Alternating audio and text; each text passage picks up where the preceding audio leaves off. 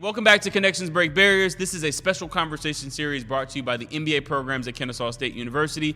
This week, we are talking to the CEO of the Community Foundation, Frank Fernandez. You will hear about Frank's career in philanthropy, but you will also hear that he's worked in a couple of other contexts. We'll talk about leadership, how he's developed relationships. All in all, I can't wait for you to experience this conversation with one of the city's most consequential leaders. See you soon.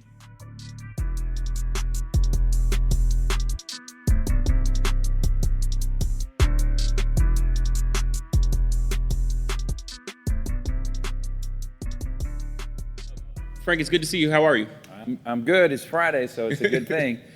I'm excited about this conversation. You have had a long and storied career. I want to get to that stuff in a second. But before we do, where's home? Where are you from? I grew up in Miami. Most of my childhood, I lived outside the country in Panama for a few years, but mostly Miami. So, That's interesting. So how would you say that the experience outside of the country has shaped some bit of your life? Well, it shapes in a lot of ways because my parents aren't from this country. My parents are from Cuba. I learned to speak English when I went to school. And so in a lot of ways, I have a very different kind of origin or kind of beginning in that I feel very American, but I'm also a little bit other, right? Yeah. Which is, I think a lot of folks who are either immigrants or the children of immigrants kind of get that. But it definitely has shaped kind of how I view the world, how I view the U.S., and it's an interesting thing. You're in this kind of liminal space where you have a foot in one and deep foot in this one. What did you want to be growing up? If you look at your childhood, what was the dream? Oh man! So growing up, when I was younger, I wanted to be an NFL player. I started playing park pointer football when I was 6 years old. I played into college. That was my first thing, NFL. And then when I was in college, I decided I wanted to be a kindergarten teacher. Wow, where did that come from? Wow. I always liked working with kids, and then in college I did. When I stopped playing football, I started doing, helping run this nonprofit group that worked with kids. I actually taught kids dance, and so I became the executive director of like a performing arts kind of public service dance company. Wow. So I love working with kids. So I was like, I want to be a kindergarten teacher. And then when I graduated, I became an investment banker instead. Wow. Okay, so talk. Where did that job come from? Right, like where did you? It's interesting how these things. I've never been, even though professionally in my job I try to be very methodical about stuff. My personal life, I haven't really. Some people say they have like a 3-year plan and a 5 plan. I've never had that. I ended up in that job because I had gotten an internship the summer before my senior year in college, this thing called SEO, Sponsors for Educational Opportunity, and it would place Hispanic and Black students in jobs in investment banking, consulting in New York, and now it's grown. It does a lot more. And I wanted to do that because I wanted to be in New York City because my girlfriend, who then became my wife, she lived in New York and I wanted to be in New York. That was the, Did you like the job? The job was a great learning experience, right? I worked for several years, 100 hours a week, and you were there past midnight every night on the weekends, and it's a grind. So that part I did not like, but it did teach me a lot of really important skills, which I use to this day. I think in financial metaphors still because of that job. And it also taught me what I didn't want to do. Yeah. Right. I think sometimes it's more important to learn what you don't want than the other because it helps start. Because a lot of times it's like there isn't necessarily one thing that is going to make you happy, but you got to start narrowing the band to what are those several things that make you happy. When you were in that job, from a relationship standpoint, like what sort of relationships were you building? I mean, imagine over 100 hours a week, you've got to be talking to somebody about something. So, what? It's interesting because it's, you have the kind of the public and private, right? Your work life and that kind of stuff, and then your private life. And at that time, I was spending most of my time at work. Mm-hmm. And I did forge some really good friendships with the folks I worked with and other folks who lived there who did the same thing. One of them was one of my, basically one of my best friends from high school, college roommate, and we basically did the same thing but at different firms. Yep. And those those relationships, especially when you graduate college and you're trying to figure out who you are and what you're doing. And I'm experiencing that now with my son, who just graduated college. And it made me remember that, like, that year or two after college, you're kind of just like, okay, what is my life? You have this whole thing in front of you, and those relationships with other people who are in similar boat is really important in helping you just kind of navigate it and kind of figure it out. But again, then as I think about the relationships I had with some of the folks who were older, at least in that job, there were a couple nice people, but again, I got a really good, this sounds terrible, but example of what I didn't want to do. Yeah. In all honesty, in terms of it's like what you wanted life to be like. It sounds like it was like an education, and like I see what this is, and I like. Yeah, I don't want to be him. I don't want to be him either, or him or her, but mostly hims. What did you start to imagine at that point? Like, how were you thinking that life could be different? For me, it was really wanting to figure out, because I didn't have a clear, some people say, okay, I want to be this, right? And then, as I just shared, football player, kindergarten teacher, investment banker, I didn't have a good sense of what I wanted to do. And, what struck me as I was doing that role is like, I want to do something that gives back differently, than this, because it doesn't feel like I'm giving back to the world or to my community. And so I just started, as I was there, I just started thinking about, like, well, what are ways to do that, right? And for me, it ended up being, after 3 years, going back to graduate school, and in graduate school, really honing in on what I wanted to do. So for folks that haven't had that experience, grad school experience, you went for what degree? But like, I guess like your coursework was mostly what? Like, how did you start to piece together what the next thing would be after grad school, or did you figure it out once you graduated? So when I was in graduate school, I moved to Austin from New York, and I went to LBJ school at UT Austin, and it was a master's in public affairs. And at the time, I didn't really know what that meant. Maybe I want to be in the public sector, maybe the social sector. So, my coursework helped me kind of solidify some of the things I was interested in, right? For me, I studied philosophy in college, and I was always interested in the intersection between philosophy and more on political philosophy and ethics and public policy. And so being able to explore that deeper in graduate school was helpful. Some of my internships have really helped connect me to the right folks. So kind of speaking of relationships, my first job out of grad school was a function of a relationship I developed with the person ended up becoming my boss, and now is one of my best friends, while I was an intern, because my boss at my internship was really good friends with her. Wow. Right, so those connections, right? Yeah. And she ran a new nonprofit that she had started a few years back. That was a CDFI, a Certified Development Financial Institution, and which is basically a nonprofit bank that helps provide loans to Black and Hispanic business owners in lower-income areas. And so for me, it was a nice kind of marriage of my grounding in finance and in that world with wanting to give back. So it was a good way to start that transition. To double click on that relationship, right? Because there are a lot of folks that I think will relate to the idea of being in school at any level, right? High school, college, grad school, whatever. Yeah. And you're meeting people, right? And in theory, the way that it's talked about is that those relationships will be meaningful. But what would you say that your now friend, but then I guess student, peer, saw in you? Like, what was it about you? Because like, it's one thing to be friends with someone, and it's another thing to say, I'm going to invest time and then eventually want to work or be supportive of this person.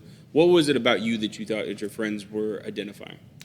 So I think for Margot, and she, actually I hadn't thought about this in years, but Ray, who was my boss in my internship after my first year of graduate school, asked her to be my mentor, right? Because she had also gone to my graduate school, so she had a connection. She's like, oh yeah, happy to do it. And so I just got to know her personally, and then she got a sense of my background in terms of having a background in finance, and that's very helpful to bring to that world, because in the nonprofit world, even when you focus on finance, a lot of folks come to it because they have a heart, but not necessarily the background, the technical background in it. Yeah.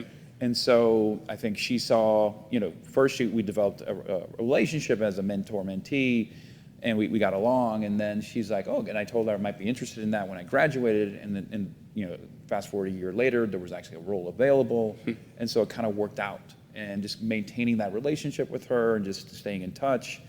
And the thing I tell people a lot is that, I told my kids this, some industries you have a pipeline and there's a whole track about how you work your way through it, right? Yeah. Whether like investment banking, there's a whole track. Being a lawyer, there's a whole track. Being a consultant, there's a whole track, and they go to schools and all that. But a lot of other roles, whether it's entrepreneurship or really the nonprofit sector, there is no track. Yeah. You got to figure it out. You have to be proactive, got to be entrepreneurial. You got to go develop these relationships because these things end up translating into connections or opportunities down the road. And so it's in a lot of ways, for me, it set me down that path of just trying to be much more entrepreneurial and really getting that bug. When you think about maintaining relationships, and I know this feels foundational, right? But I am convinced that we're living in a time where some of the foundational concepts, I just don't know if they're being studied or taught in the same way. So when you say maintain a relationship, just at a really fundamental level, what are you doing? What does maintaining a relationship actually look like on the ground?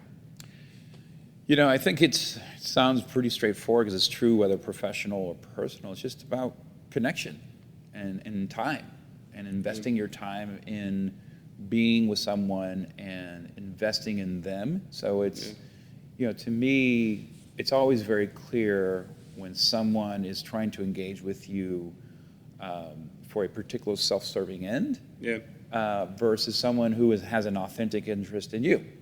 And it's not that doesn't mean there may not be a leverage point in a positive way from a professional perspective, but there has to be a grounding and some authenticity in terms of the relationship and in terms of having some sense of care, right? I think professional and definitely personal, but professional as well.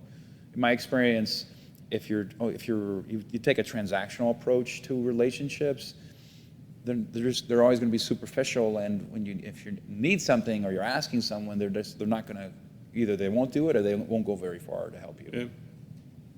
Okay, I want to transition a little bit and talk about Atlanta. Okay.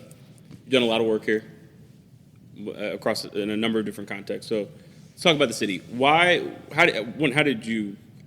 was your first time that you moved to Atlanta? How did you get to the city? So I moved here in January 2014. And I think I'd been at a conference here once for 2-3 days. And that was the extent of my knowledge of Atlanta. So I did not know Atlanta much. I moved here for a job. I had been recruited by this headhunter to go be a vice president at the Arthur M. Blank Family Foundation. And they were looking for someone to come manage all their community investments and some stuff as part of the new stadium Arthur was building. So I had to manage the development of the strategy, how we're going to do our investments, and then kind of a lot of the politics around it at the community level and how it connects to the stadium. Yeah.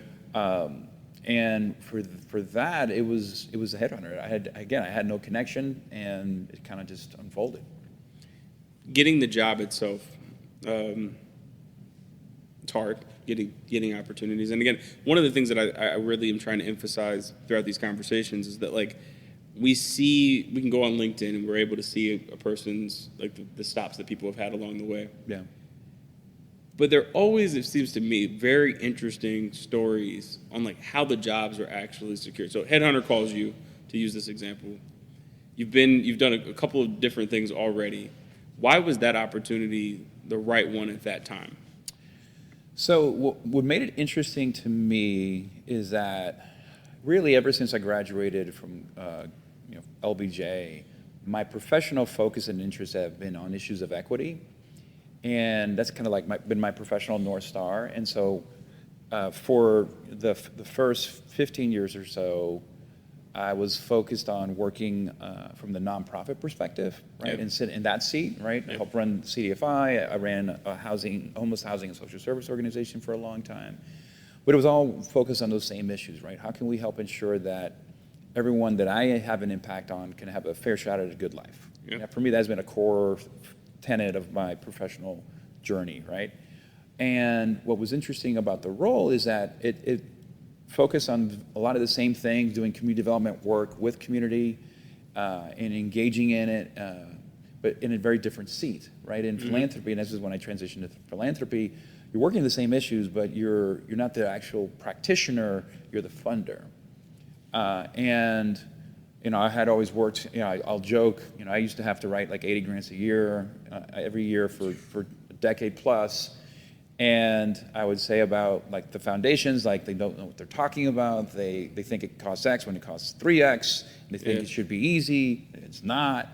And then I'll say, in my opinion, hasn't changed very much about philanthropy, because I still think we are, as a sector, we don't listen enough to both community as well as the nonprofit practitioners on the ground in terms of what they need and how they need it. But so I was hoping I could do a better job. So those things really were appealing to me. And as someone who played football his whole life, I coached my son in football, in Pop Warner football. I love sports. I believe in the power of sports. I love football. And so the fact that I was connected to a football team, that was a nice, cool angle as well. Hey, we're going to get back to this conversation, but if you're like me, you're always trying to advance your skill set and grow both personally and professionally. One of the most effective ways to do this is through advanced degrees. I'm proud to be working with my friends at Kennesaw State University for this podcast. With 3 MBA programs to choose from, executive, evening, or web, their curriculum incorporates the latest industry trends and skills that will allow you to make an immediate impact in your career. With KSU's MBA programs, you'll benefit from a flexible format that fits your schedule, including part-time options, 100% online courses, and even a unique weekend format for the Executive MBA. Graduate in as little as 19 months while building lasting connections with a cohort of peers and professionals. Plus, you can see ROI fast with tuition starting as low as $20,000. Nationally ranked and featuring dual accreditation by AACSB International, ranking it in the top 2% of business schools worldwide, Kennesaw State University will help you reach your full potential. Ready to start your journey? Learn more today at ksumba.com. Take a quick step back. You mentioned that your professional North Star has been equity. Where does that come from? It's folks are interested in different things, but equity is a very strong, personal in many ways North Star to have. What's that rooted in? For me, it's rooted in 3 things, right? The first one is I mentioned I studied philosophy, right? Yeah.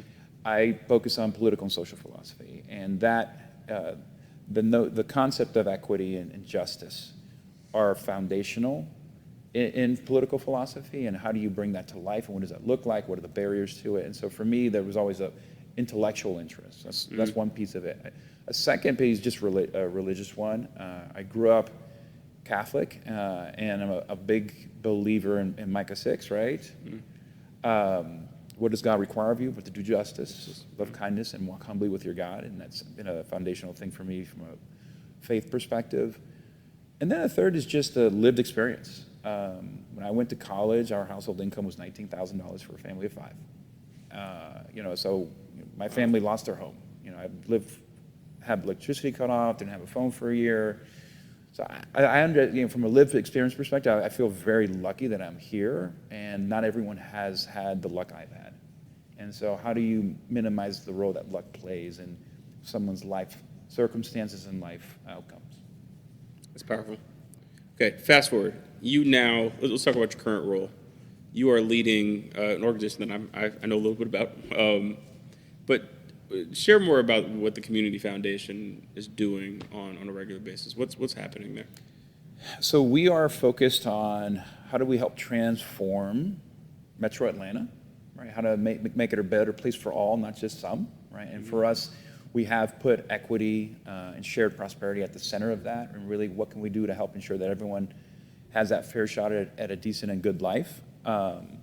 So for us, it's really about, because we think that is one of the central challenges in our region, is how we address that. And then we're focused on, what is our unique contribution to that? Yeah. And really for us, it's about how can we go very targeted in some instances in particular neighborhoods and communities in Metro Atlanta, and help change the trajectory of what is possible for individuals and families in those communities.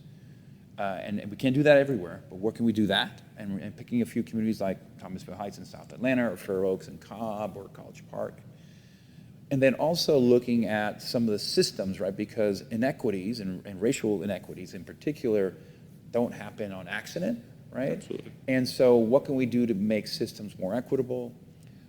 What can we do to make systems more robust, bring more resources to certain areas? And what can we do to make them more effective and strategic, right? And for us, we're really focused on affordable housing, which is a huge area for us.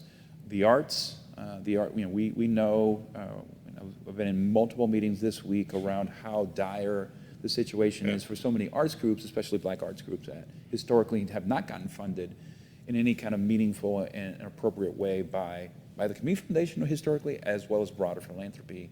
And so how do we change that dynamic, right? Income and wealth, economic mobility is the issue in this country, and it is an issue here. And we have the lowest economic mobility rates in the country right now.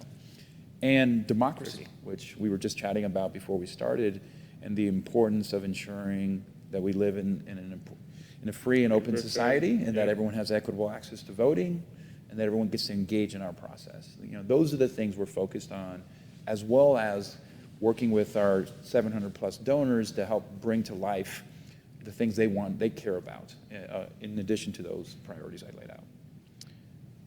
From a relationship standpoint, you've worked on a lot of big projects, right? So maybe we can use one of them as an example.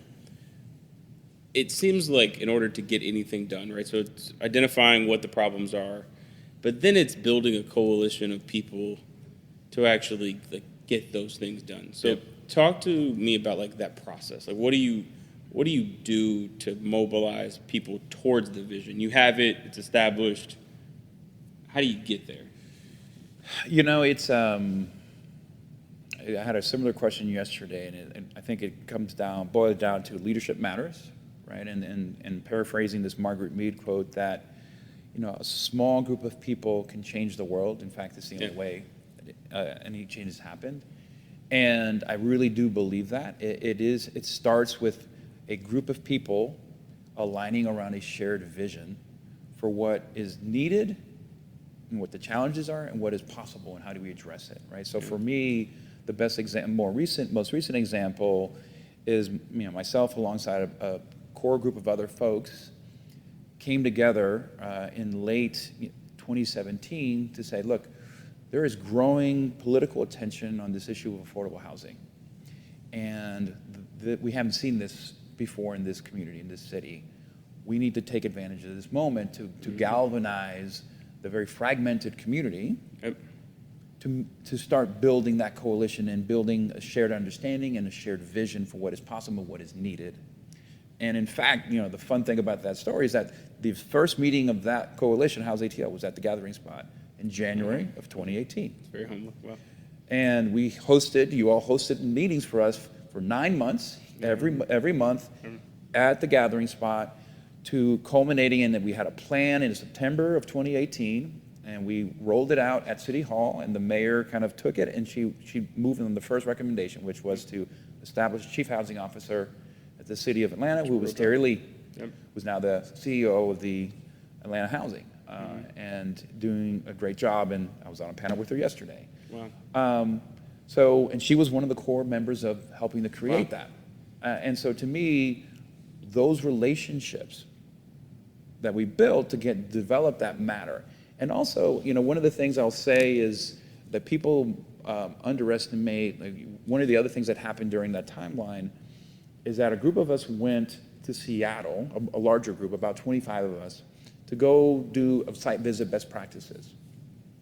And that the technical side of it was really important, but just as important, if not more so, I would argue, was that these were a group of people who had not spent a lot of time together, because it was a mix of people. Yeah. It was nonprofits, for-profits, it was government, philanthropy, private sector, all moving together and going and checking out these different things and starting to build deeper relationships. And that's important because, one, you start to develop the relationship of how you get stuff done, but also when tough things come up. Because the good thing about the group is it is not a monolithic group in any sense, racially, gender, sector, or politically.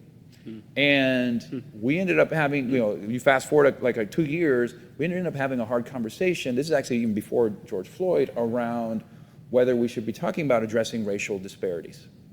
We have one of the more conservative members say, I don't know if I can do that. It would be hard to get that, to sell that to my conservative friends. And we were able to have a back and forth about why he needed to be able to do that and push himself on it. And people giving him the grace because they knew him, he was committed to this issue. Yeah. And that would not have happened if we hadn't been in relationship with each other, because I think if there wasn't a relationship, people back into their own corners and it could go. Yeah. And that's why relationships matter, I think, because that's the stuff that can derail an effort, a movement, an initiative. For folks that are new to the city, right, you've covered a lot of ground in a decade, being in this town, a little over a decade. Yeah. How did you do it? So I know some function of this is that you were in roles that required you to meet a lot of people in order to get things done. But there could be people that would have these same roles that wouldn't have been able to accomplish all that you've accomplished, certainly from a relationship standpoint. So, like, practically, what have you been doing? Because you know many of the major stakeholders across industry in this town in what is still a short period of time. I think the main thing, so here's what I remember when I first moved here, right? When I was in Austin, I'd been kind of active there professionally for 15 years. And over that 15-year period, I built up a lot of social capital with lots of different groups and stakeholders, right? And I earned it step by step by step. When I got here, I immediately had a lot more social capital than I had before, because I worked for Arthur Blank. And with that came all kinds of social capital. One thing I knew, which is great, it was a great starting point because you have that social capital in addition to all the resources that he has at his disposal. But one thing I knew was that if I don't take the time to build personal relationships with the folks I worked with, if I stop working for Arthur, people just will go away, or they won't want to work with me, they won't believe me, they won't hey, this is a crazy idea, what do you think? So I had to build credibility. They opened lots of doors, but then I was very intentional about trying to build credibility and relationship with all the different folks I worked with, as someone who they would want to work with, someone who was responsive, has integrity, all those things, so that if you do move, it doesn't go away, right? And for me, even in this current role, some of the social capital is a function of the position, right? But also, hopefully, over time, as I've been working at it, is I have relationships with multiple folks that transcend your role. Yeah, I mean, I think that's key. I mean, having the title is one thing, right? But folks don't work with the title, right? They have to work with somebody. And there has to be something that hopefully you're able to spark. Frank, I've been asking everybody this question. I call it the phone screen test. When your phone rings and you see a name show up, you have a feeling about whoever's name you see come up. What do you hope people feel like when they see your name come up on their phone or over email? That's a good question. I like that. It's interesting where my mind goes isn't necessarily I want them to feel this. My mind goes, I don't want them to feel this. I don't want them to feel dread or oh shit, what is he asking? What is he asking me? Or what does he want? I think I just want them to be curious. Why is he calling? And hopefully that they want to respond or they want to pick up.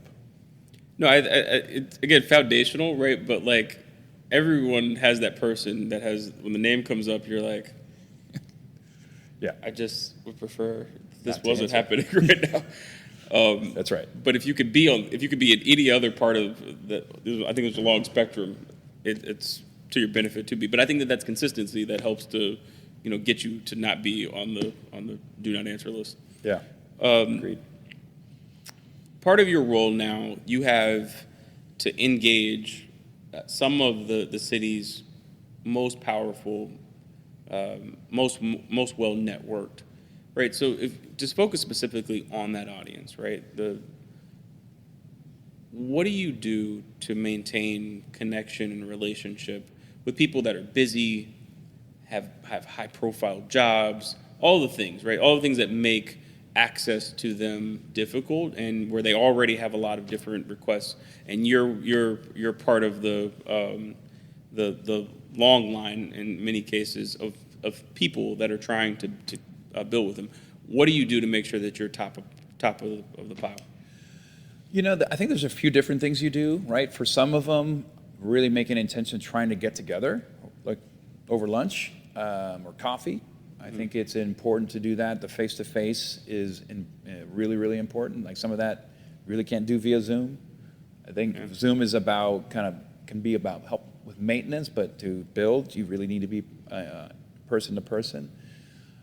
The other thing is that being in the same spaces or events, whether it's like downtown Rotary, which I'm a terrible member, I don't go enough, but things like that where you're engaging with people in places that they want to be, or they're choosing to be. Maybe they don't want to be there, but they're choosing to be. Yeah.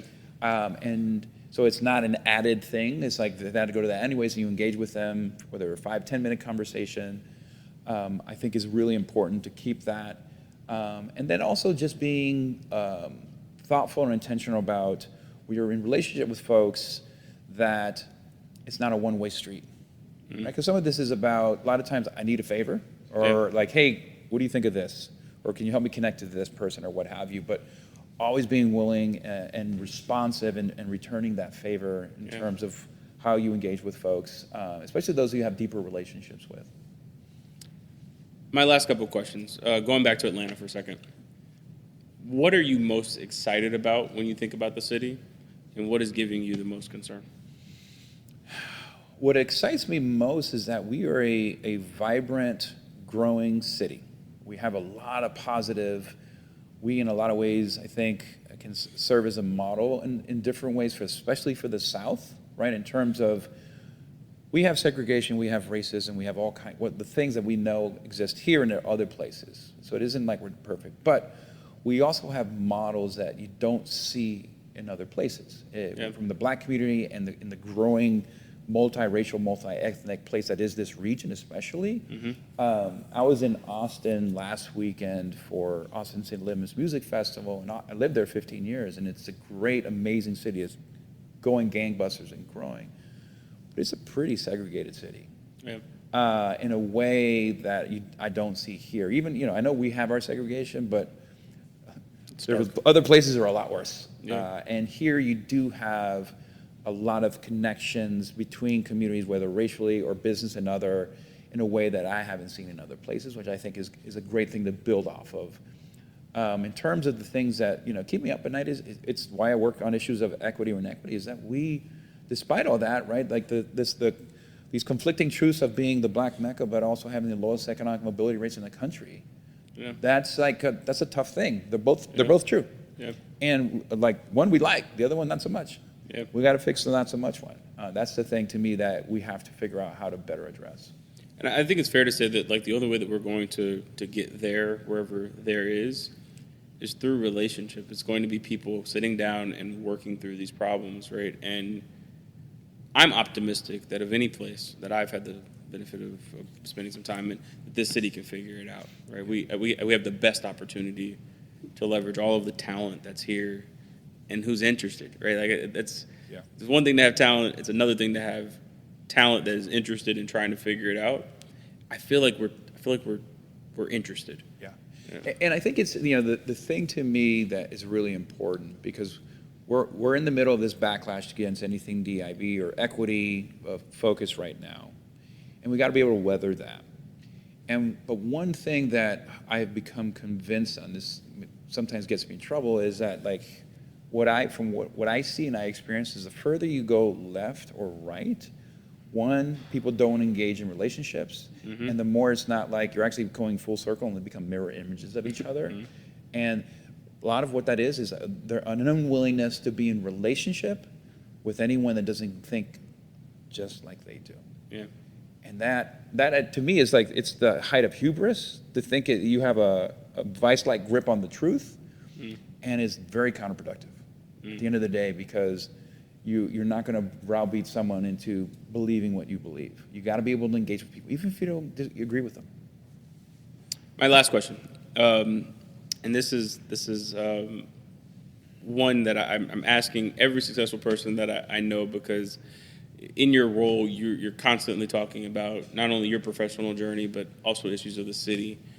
I have a belief that there are people that have been a part of that journey that, for whatever reason, just don't always get the airtime that they deserve, right? And so my last question, can you talk to me about a person in your life that has been extremely influential, that is certainly a part of the story, that you wish that you had more time to talk about the influence that they've had on you?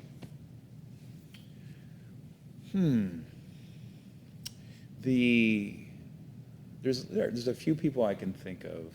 One person from just a professional perspective, and I haven't talked to him in a while, but he was very helpful, informative in terms of my thinking.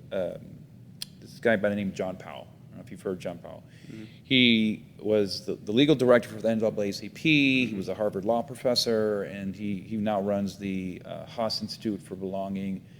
And he has focused his entire career, I think at this point 40 to 50-year career, on these issues of justice, of belonging, of equity and racial equity, and done so in a way that I think sets the model for how I've wanted to be. Right? He has, if you've ever been engaged with them, whether one-on-one or he does lots of talks and lectures.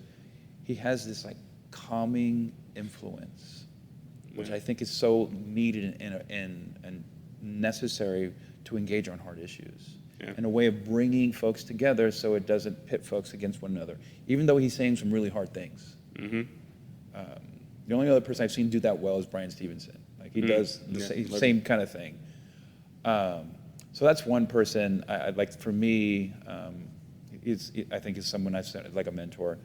On a personal level, my father passed away last year, and one of the things that,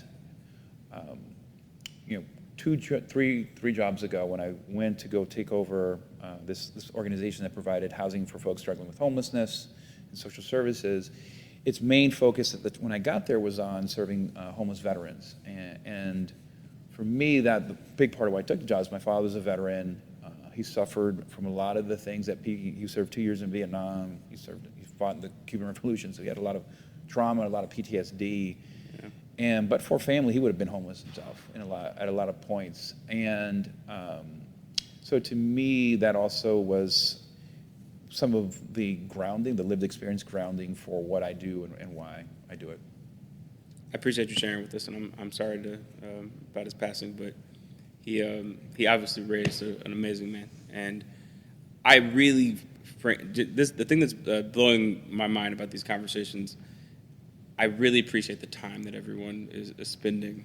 I know how busy folks are, and to take some time to talk about relationships, and I think that the impact that it will have on someone who is thinking about picking up the phone, or thinking about a transition in their career, or thinking about how do you leverage all of the great people that may be already around them right now.